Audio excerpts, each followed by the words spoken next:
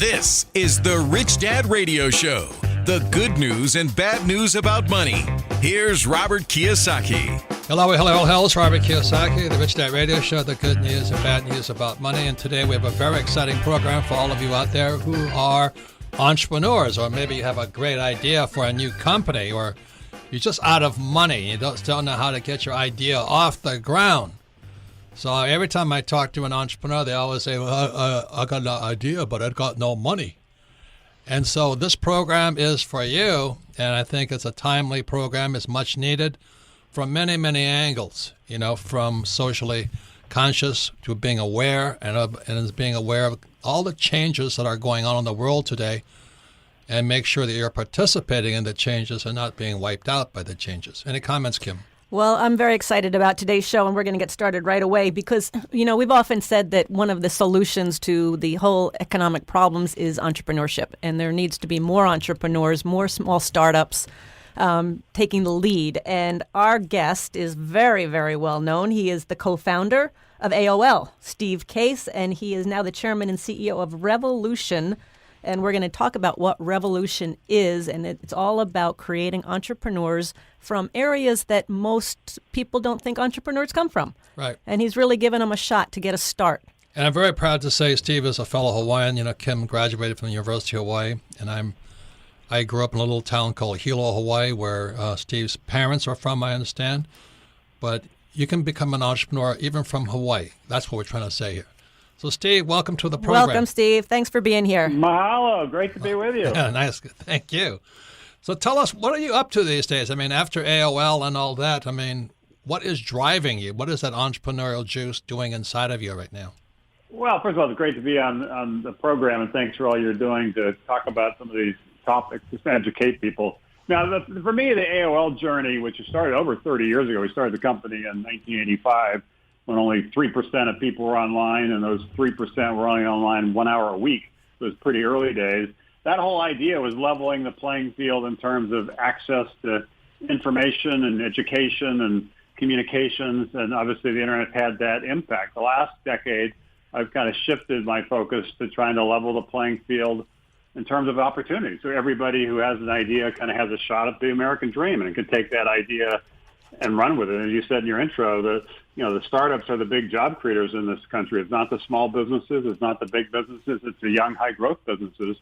But it's harder for entrepreneurs in a lot of parts of the country to get the attention they need, to raise the capital they need to take their idea and turn it into a kind of real business and have real impact. And so that's what we're trying to do by launching this initiative we call Rise of the Rest, trying to back the entrepreneurs in the cities and all around the country that have great promise, but are not really getting the same level of attention or the same level of venture capital that places on the coast are getting. And what does Rise of the Rest mean? Well, first of all, I should say the concept of Rise of the Rest first was popularized over 15 years ago by Fareed Zakaria, the journalist who wrote about how globally there was going to be a dynamic shifting where countries like China and India would rise, and that didn't necessarily mean the United States would fall, but it did mean that there'd be a kind of a shift in terms of where a lot of the investment focus was. And obviously, that's happened over the last 15 years. We see a similar dynamic within the United States. So right now, a lot of the focus and most of the venture capital is in places like Silicon Valley. Right? The sense now is if you want to do something innovative, you have to leave where you grew up, leave where you went to school, and head to California or maybe New York or maybe Massachusetts. And then the investors, the venture capitalists, have followed that. So last year, believe it or not, 75% of venture capital in this country went to just 3 states, California, New York, and Massachusetts. So the other 47 states, fought over 25%. These are big states like Ohio, Pennsylvania, Virginia, Michigan, all got less than 1% of venture capital last year. California alone got 50% last year. So the entrepreneurs in California get every week in terms of venture capital, but the entrepreneurs in some of these big states get every year. And as a result, we've had a brain drain where a lot of people have left where they wanted to be to go to the coast because that's where the land of opportunity was. And we're trying to shift that. If we could get venture capital backing entrepreneurs everywhere and people can choose where they want to live or stay where they already are, and build a great company there and create a lot of jobs there and drive a lot of economic growth there, that we think will create a more inclusive innovation economy where everybody kind of feels like, at least more people feel like they have optimism about the future as opposed to feeling like they're being left behind. It can help revitalize some of these cities. So I think it's both an investment strategy because so few people are investing in these entrepreneurs in other parts of the country. Valuations tend to be a little bit more modest. So as investors, I think you actually can generate a better return. There's an arbitrage opportunity, if you will. But there's also an impact opportunity because if we back these entrepreneurs and they do scale, they do have success, it can really transform the communities in which they're serving, slow that brain drain, create a boomerang of talent, people coming back home because the opportunity is back now where they started as opposed to where they had to go. Well, and Steve, for those of you who are entrepreneurs or looking for funding and all the pains that an entrepreneur goes through when they want to leave, job security, Steve is the author of the book called The Third Wave, and that was a very similar title to Alvin Toffler's book, The Third Wave. And what Steve is talking about is the information age is now finally, which is the third wave. First wave is agrarian, second wave was industrial, and third wave is technology. And the third wave is finally hitting people like you and me, people who are not necessarily techies or Silicon Valley or New York type people. The third wave is now hitting entrepreneurs. So I love it in your book, Steve, The Third Wave. You talk about the third wave will have similar. You talk about how computer coders started multi-billion-dollar companies starting technology companies. But now the third wave finally washes out of technology, and the third wave will have similar stories, but for founders who are not 20-something, but 30-something, farmers, teachers, doctors, chefs, and artists. In other words, regular people will now, for the first time, be eligible or in the right position to take care of what Toffler called the third wave. And this is when technology is applied to regular human beings. And so, Steve, your book is fabulous, The Third Wave by Steve Case. For those of you who really want to be entrepreneurs and see what's going on, please read this book. So that's basically what you're saying, right, Steve? So like a school teacher could become an entrepreneur now using technology. Yeah, I think that, first of all, as you mentioned, one of the most books I loved when I was younger was Alvin Toffler's The Third Wave. I read it more than 4 decades ago when I was still in college in the late 70s. And it really kind of opened my eyes to what was going to come, and particularly this whole digital revolution, the internet, things like that. And I had the opportunity to spend time with him, and even before he passed away, he read my Third Wave, which was more of the waves of the internet. And as you said, there's an opportunity now. The first wave was really, the internet was really getting everybody connected, companies like AOL. The second wave, most of the last 20 years, has been building software, apps, services on top of the internet, things like Facebook and Google and so forth.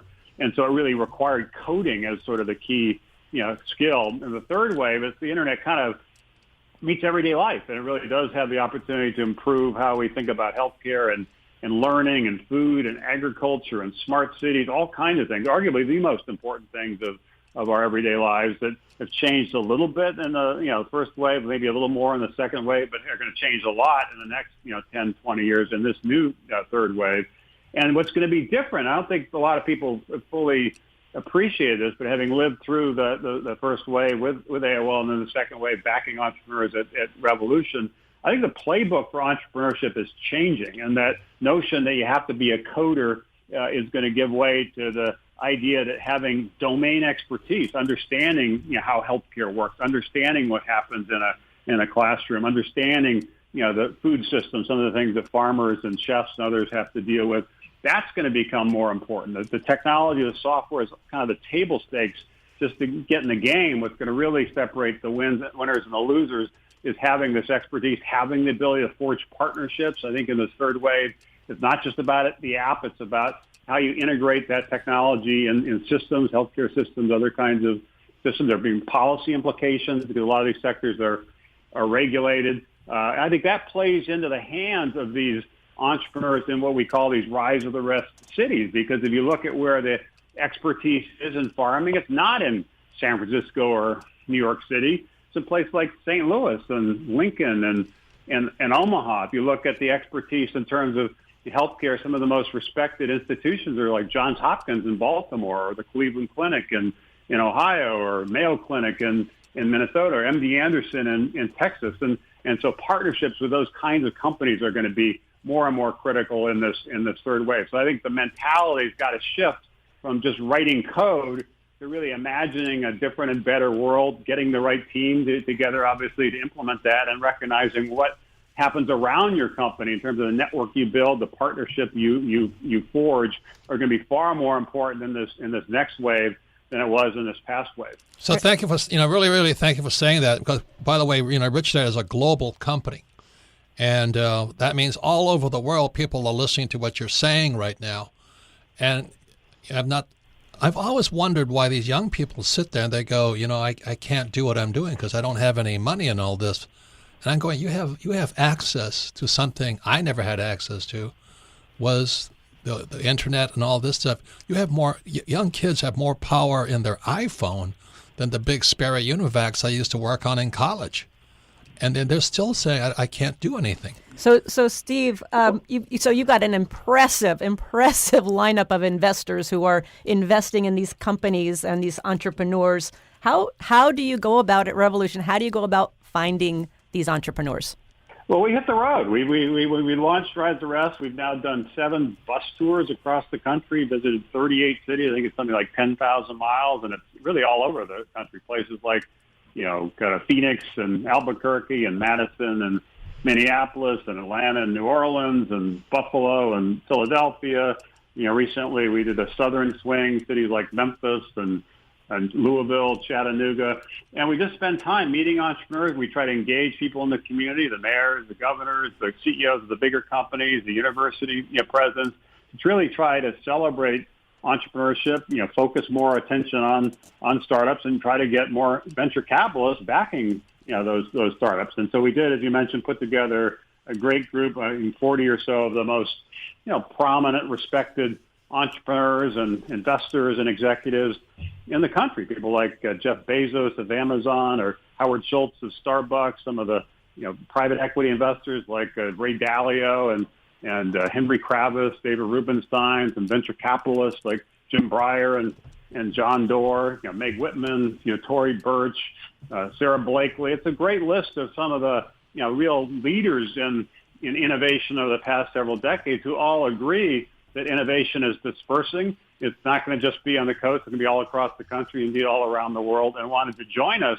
in backing this next generation of entrepreneurs. We're excited. We're going to hit the road again at the end of April into early May. We've got a trip with 4 cities in Florida, Orlando, and Tampa. We're going to the Space Coast, Miami, and then we're also going to fly to Puerto Rico and really shine a spotlight on what's happening in those places. And people want to learn more about it. We have a website, RiseTheRest.com, where you can get information. And if there are any entrepreneurs who are particularly interested in space technologies or drones or any kind of aviation technology, when we're doing our visit to the Space Coast in early May, we're inviting entrepreneurs from anywhere in the country who are focused on that sector to apply to pitch.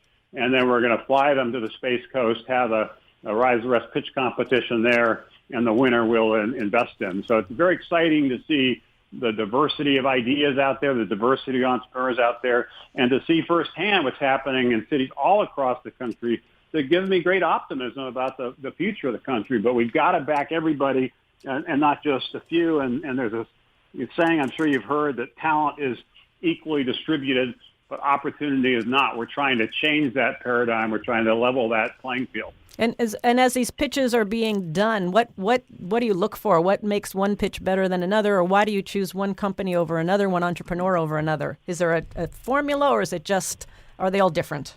Well, they're all a little bit different. We've backed 110 companies in 60 cities over the last several years through this Rise the Rest initiative, and it cuts across a lot of different sectors. Of course, there's some tech companies. We've also backed food companies and clothing companies and all kinds of different things, because it really shows that there are a lot of innovations happening, a lot of creative entrepreneurs doing all kinds of different things. What we're looking for, obviously, is a great idea, something that really can change the world, something to improve people's lives. We're looking not just for the entrepreneur, but the team they're building around them. We learned that entrepreneurship is a team sport. We're looking for some evidence that the mice are eating the cheese, that people actually are, there's product market fit. There's some interest in this. And we're really looking for a mindset around partnerships because of the importance in this third wave of working together. There's a great African proverb that I think will define the third wave. But if you want to go quickly, you can go alone. But if you want to go far, you must go together. So we're looking for entrepreneurs who, it's not just about what they're doing within the company, although obviously that's important, but the other things they're doing with partnerships they're forming, networks they're building around the company to take their idea and really give it scale. Yeah, that's fantastic about team versus individuals. That's one of the hardest concepts I have with talking to people. And by the way, congratulations, thanks for your book is The Third Wave, and your website I have down here is revolution.com, ROTR. Rise of the Rest. So it's revolution.com/ROTR for those who want to find out more about what Steve is doing to give entrepreneurs all over this country and ultimately all over the world a chance at the ring, as they say. So all of you, you don't have to be a techie, you don't have to be a coder, you don't have to be a programmer, but you do have to have a great team. And that's one of the biggest mistakes people make. Would you say that's true, Steve? Is they don't have a team behind them? Absolutely, and a diverse team. You need different perspective. If you're just bringing together people that look like you and think like you and act like you, then you're not going to really understand the broader opportunities in the marketplace. So having the team that really, some would obviously, if it's a tech startup, you need some of the engineering talent, but you also need people that are good at sales and marketing and storytelling, and you need people that are good at the operations side, good at the customer service side, good at the finance side. So it really requires, just like in any team, winning sports teams, not everybody is the quarterback. The quarterback in this case is the entrepreneur, the CEO, but the winning startup teams, just like the winning sports teams, have a mix of different skills. Some are playing offense, some are playing defense, some are running the ball, some are passing the ball, some are blocking. You need everybody on the field to win in sports, to win in startups, frankly, to win in life. I have one quick question before we go on, okay? It's been my question. What is the thing with Shinola, a Detroit company? Every time I see that brand, I go, who in the heck? Then I find out you're behind of it. Yeah, no, it's a great entrepreneur. Tom Cartsoda started a company called Fossil and then exited that, and then was just 5-6 years ago was reading the story about Detroit, one of America's greatest cities. 100 years ago, arguably kind of like Silicon Valley is today, when cars were the hot technology at the time. Detroit was rocking and rolling, but kind of lost its way in the last half century. 60% of its population left, and it went bankrupt. Yet Detroit was fighting its way back. The downtown area was getting revitalized, and he decided to start this company, Shinola, to basically retrain auto workers that had lost their job at the Ford plant or the GM plant nearby, and retrain them to build watches and other kinds of products. And that's turned into quite a significant company. And it's an example of the company that obviously is trying to build a big business and have it be a profitable, valuable business, but also see the importance of having purpose and having impact. A and mission. In this case, creating jobs in a city that needs jobs, and creating hope in a city that needs hope is really as much of what Shinola is about as the actual products, such as the watches themselves. So we're very proud to be associated with that company. That's an example of a rise of the rest company, a city like Detroit that, as I mentioned, has a glorious past. It's had a difficult couple of decades, but it's really fighting its way back. Is really starting to show signs of a great resurgence, and it's companies like Shinola that are helping lead the way, which proves that these startups, these young companies, these ideas, when they scale, end up really creating a lot of jobs. Every big company, every Fortune 500 company starts as a startup. So we have to think of these startups almost like the seed corn. You have to plant them and fertilize them and love them, and some of them are going to end up being your iconic, gigantic companies of tomorrow. And if we don't do that everywhere, we only do that in a few places, particularly on the coast, we're going to create a more difficult divide in this country from people who feel like they have a shot at the future, as opposed to people feeling kind of left out, left behind. Yeah, you're so right, and I agree with you wholly. When we come back, we'll be talking more to Steve, along with one of those startups. He's going to talk about how it was to meet Steve and how to get his company. off the ground and becomes a multi-million dollar business, not just with money, but with support from great entrepreneurs like Steve Case and his team. So when we come back, we'll be going further into Steve Case. Once again, his book is The Third Wave, came out in 2016. His website is revolution.com/ROTR. You're listening to The Rich Dad Radio Show with Robert Kiyosaki. What is your number one expense in life? Your number one expense. It's taxes. And I've asked the question is, how come there's no financial education in school, but why isn't there education on taxes either? They tell you to save money, which is stupid. They tell you to invest in the stock market, which is stupid. But won't they teach you about taxes? So here we have Rich Dad advisor Tom Wheelwright. We're talking about his revision for his book, Tax-Free Wealth. Welcome, Tom. Thanks, Robert. So what's the tax-free wealth about? What's different this time? It's a revised edition. Well, so what we did was this is the first major tax reform we've had in 30 years, 2017. Was 86 was the last one? 86 was the last one, back when I was in Washington, D.C. So many guys got wiped out because of that tax change. They did. They did. It wiped out an entire industry, savings and loans. This new tax law is just as big, but in a very different way. It affects different industries. The tax law is always a series of incentives. And the question is always which incentives and which ones apply to me. And so the key to revising tax-free wealth was, what changed so much in this new tax law that we can absolutely take advantage of? Seriously, the amazing incentives. For example, the bonus depreciation, for example, for real estate is unbelievable. You buy a $1 million apartment, get a $300,000 deduction or more the very first year. So if you want to make more money and pay less taxes like Donald Trump and myself, get Tom's book, Tax-Free Wealth. Don't be like Charlie. Charlie is that do-it-yourselfer who does himself in. Do-it-yourself is good for tile and grout. It is not good for asset protection. Charlie thought he'd save a few dollars forming his LLC online. With no guidance, he did it wrong. When he sold the property, he lost thousands and thousands of dollars. He did himself in by trying to do it himself. Don't burn yourself. Use Corporate Direct to set up and maintain your LLCs and corporations. Corporate Direct is owned and operated by attorney and Rich Dad advisor Garrett Sutton.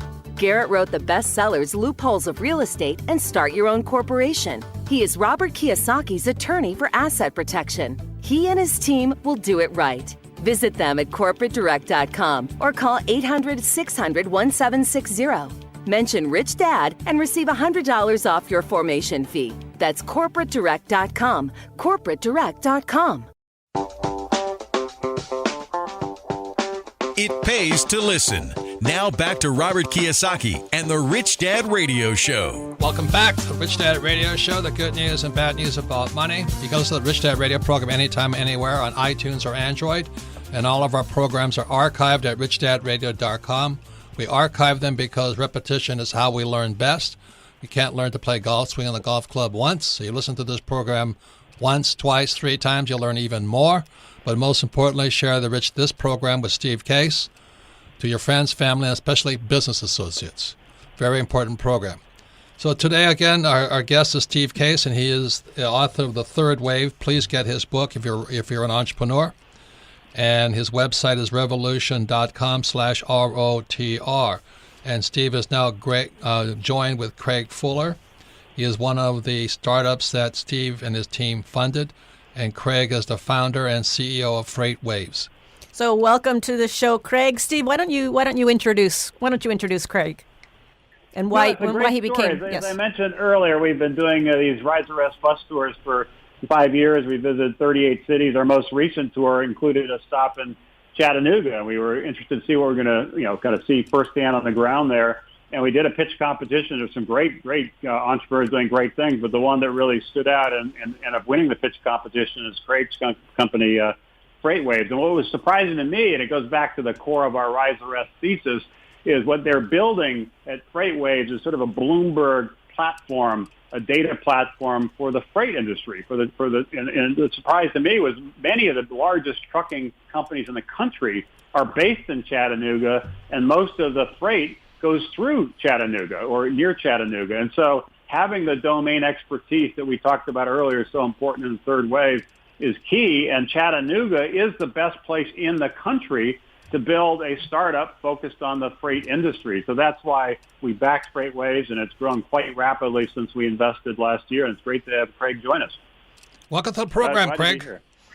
Well, glad to be here. Thanks for having me. So what's it like to work with Steve and his team? Steve and his team have been fantastic to work for. I think they're big champions of businesses that are in non-traditional startup communities, and I think they have a playbook not only for the companies they invest in, but also the communities that they are part of that help to create the ecosystem that encourages the business and helps it develop. And I think that's probably been most beneficial to us. So let me ask, to be politically incorrect, how much money was raised for you? Of what Rise of the Rest that we won, or in Right. $100,000 is what we won, and then there was an additional investment made on top of that. And Craig, were you looking for capital before Steve and Revolution came along? Were you having trouble getting funding or making your pitches because you were in Chattanooga? No, actually, we had the opposite. We actually had closed our Series A, and we happened to win the Rise of the Rest competition, and actually our round was in the process of closing within the next week. And so actually Rise of the Rest was a late addition to the cap table, and we sort of looked at it as an opportunity to expand our brand. And I think one of the things that's sort of underappreciated about what Steve and the tour has done is it's not so much for us about getting national recognition, because we already had that. We had high-quality investors that were already a part of the cap table, but it was more getting the community itself, the city of Chattanooga, to understand what value that we were bringing to both the city as well as our industry. And how many jobs have you created in Chattanooga itself? We're at 85 today. According to the Chamber of Commerce, we're the highest-paid employer in the city of Chattanooga on average, and so I think it's a testament to having a high-quality business that, our customers don't care where we're located. They're not going to pay us any less because we're located in Chattanooga, but there is a bit of an arbitrage where we can provide Silicon Valley-level benefits and salaries that may not be Silicon Valley level, but the quality of life and what it can mean to the individual is greater because the money goes a lot further here. So, Steve, how important is that to you, what Craig is talking about? It's very important. Our whole goal is to invest in companies that we think are going to be successful, because we obviously have investors in our Rise of the Rest fund, and we want to generate great returns. And if we do generate great returns, that will lead other venture capitalists who are mostly focusing on entrepreneurs on the coast to start paying attention to the entrepreneurs in other parts of the country. As I mentioned before, the venture capital gap between the coast and the rest of the country is still pretty significant. Tennessee last year, for example, not just Chattanooga, but also Nashville and other parts of Tennessee got about 1% of venture capital. And so we have to figure out ways to get more capital to Tennessee to back more companies like Freightways. And for some companies, our investment is a catalyst that helps them raise money from others. In other cases, it's a catalyst to get more national attention, customers and others. In the case of, as Craig said, with Freightways, they had good progress on both those fronts, but they actually were not as known and respected within their own city as we thought they should be. It was one of the companies that was really growing, but most people in Chattanooga were unaware of it, and many parts of the country, including in Chattanooga, tend to be a little more cautious, almost risk-averse about entrepreneurship, and we need to create more of that sense of possibility. And so that's what the success of companies like Freightwave and places like Chattanooga lead to. And in the future, the next entrepreneurs coming behind Craig hopefully will have a little easier time, because more people in the Chattanooga community recognize the importance of entrepreneurs and really believe their city can birth the next big company, much as FedEx was birthed in Memphis, Tennessee, and turned into a gigantic global company. So it's not just the entrepreneurs in places like Silicon Valley or New York City. It's entrepreneurs everywhere, like Craig in Chattanooga. So what you're saying, success creates success, but it also creates a brain pool for other entrepreneurs to tap into.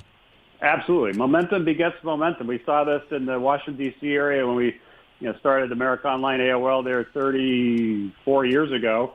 It was not a very entrepreneurial area. It was mostly government and government contractors and law firms and lobbyists. But now there's a pretty strong tech community, pretty strong startup ecosystem in the greater Washington area. Indeed, that's part of the reason Amazon picked it for their second headquarters site, and that's because of this dynamic you're mentioning. Momentum begetting momentum. As these companies get larger, some people then leave, want to start new companies. Some have made money on stock options and can fund new companies. And so you need to get that momentum going to really create strong. Yeah. So what's fantastic? You're a hardcore capitalist. I'm very, very hardcore. I'm glad to hear that. So, Craig, congratulations on all your success for Freightways. But you brought up the name Amazon. I got to ask you this: what did you think about them leaving New York? Well, it's complicated. You got 20 seconds. Explain what happened. Well, I think, from my perspective, it wasn't surprised. I was surprised they picked Amazon, picked New York to begin with, and so places like Tennessee are gonna welcome Amazon and the economic growth they bring. Right, but they went into socialist headquarters. Yeah, there's some backlash that they hadn't expected. But I agree with Craig. The fact that they started the search for their headquarters, 238 cities all around the country focused on that bid. There were a lot of cities where I think it would have been better for Amazon and better for those cities. But hopefully the cities that didn't get Amazon's headquarters will take half of the money they're willing to put on the table to get Amazon and half of the energy they put in their bid to get Amazon and refocus on their startup communities. And if they do that, they can create the next Amazon. Yeah. So Craig Fuller and Steve Case, I want to congratulate you on your hardcore capitalistic venture via education and money and expertise. So thank you for what you're doing. Thank you, Robert and Kim, and thank you, Craig. Thank you, Steve. Thank you, Craig. And please go to revolution.com/ROTR, Rise of the Rest. And if you want to have Steve hear your pitch, start practicing. So thank you, guys. Thank you so much. Really appreciate it. All right, see you on the road. See you guys. And when we come back with the most popular part of our program, Ask Robert. You're listening to The Rich Dad Radio Show with Robert Kiyosaki. Don't be like Charlie. Charlie is that do-it-yourselfer who does himself in. Do-it-yourself is good for tile and grout. It is not good for asset protection. Charlie thought he'd save a few dollars forming his LLC online. With no guidance, he did it wrong. When he sold the property, he lost thousands and thousands of dollars. He did himself in by trying to do it himself. Don't burn yourself. Use Corporate Direct to set up and maintain your LLCs and corporations. Corporate Direct is owned and operated by attorney and rich dad advisor Garrett Sutton. Garrett wrote the bestsellers Loopholes of Real Estate and Start Your Own Corporation. He is Robert Kiyosaki's attorney for asset protection. He and his team will do it right. Visit them at corporatedirect.com or call 800-600-1760. Mention Rich Dad and receive $100 off your formation fee. That's corporatedirect.com. corporatedirect.com. Financial freedom begins with financial education. Now back to Robert Kiyosaki and the Rich Dad Radio Show. Welcome back to Robert Kiyosaki, the Rich Dad Radio Show, the good news and bad news about money. And you can listen to the Rich Dad Radio program anytime, anywhere on iTunes or Android. And all of our programs are archived at richdadradio.com. We archive them for one reason, is so you can listen to this program again, because repetition is how you learn best. And today's program, if you're an entrepreneur, is essential to listen to again, but more importantly with friends, family, and especially business partners. Because if you listen to this program with Steve Case, founder of AOL and author of the book, The Third Wave, which everybody should get if you're an entrepreneur, it's a great book. Get the book, read it, discuss it, and you'll learn 10 times more than you just did in this last hour listening to the Rich Dad Radio Show. Any comments, Kim? Well, I just want to thank Steve Case. I love what he's doing with revolution.com. It's like Shark Tank, but on steroids. He's got an amazing team of investors that are backing this. And, one of the things we didn't talk about is he also partnered with J.D. Vance, who wrote the book Hillbilly Elegy. And Vance was a Silicon Valley venture capitalist who also wanted to help the people like Hillbilly Elegy. And so they linked up together to really make a change in a part of the world that's not seeing a lot of change. It's what Trump calls flyover country. Yeah, flyover. So there's a lot of people focusing time and energy on it, and Steve's been there for a number of years now. And that's why his company is Shinola out of Detroit, which I thought was very interesting. And he says it's one of his biggest investments. But there's also a social cause to it, which is important to note, is because he's there not just for the money, but to create jobs for out-of-place workers. So all you socialists and communists out there, not all capitalists are bad. I got so sick and tired. I was in Hawaii, which is the Communist Republic of the United States. They were talking. This guy was so angry at rich people because in his mind, every rich guy was a crook.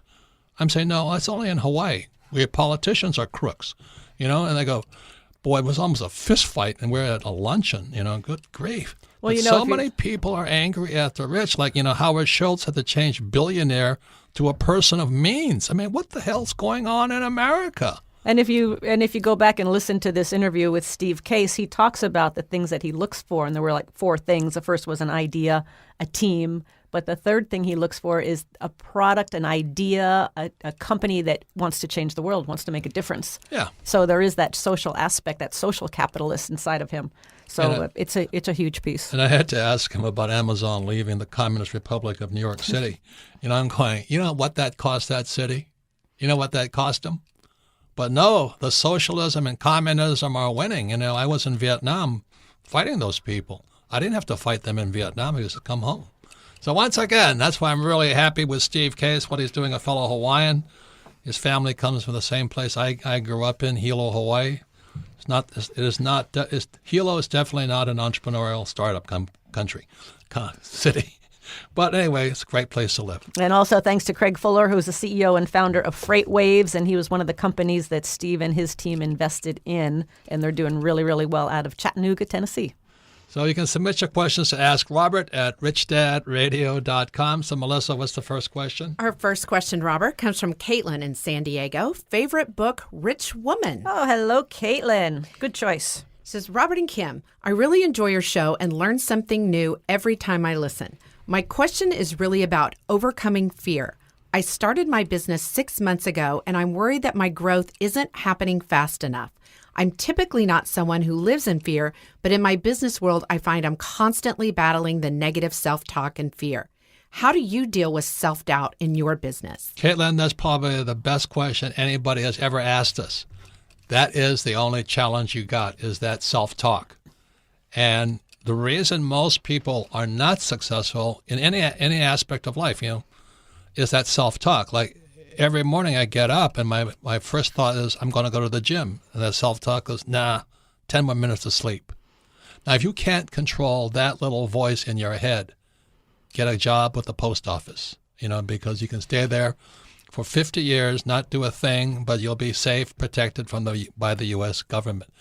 But the major challenge of an entrepreneur is that self-talk, right, Kim? Oh, absolutely. And, there's a great saying, I forget who said it right now, but if you're not facing something you fear every day, you don't understand the secret of life. Yep. Because the fear is where the growth comes from, overcoming that fear or dealing with that fear. And it's going to be there as an entrepreneur. I mean, you got problems every single day that you're facing, and we face it all the time. Every single day. And you got to listen to that mind, and you got to hear the chatter, and you got to really get that mind under control. And we do a lot of personal growth work on ourselves to get our mind under control or to deal with that negative self-doubt. It's part of the program, part of the process of being an entrepreneur, I think, and it's one of the most valuable because that's really where growth and transformation happen. Right. So a member of our team, for lack of a better word, is a therapist, not really a therapist, but you might call him a emotional, spiritual coach to get us through our own negativity. Because we all have it, sports fans. There's nobody that doesn't have it. And to think that only you are the only one with it is really silly. Another thing I get really upset with, Steve covers it in his book, The Third Wave. He talked about it in school, and it's the teachers that really force that down your head. You must have academic success, and don't overlook academic opportunities because you might make mistakes outside, and they're punishing you for being afraid. And, most school teachers are great people, but the reason they're school teachers is because they're afraid. They don't know how to go out in the real world. That was my poor dad.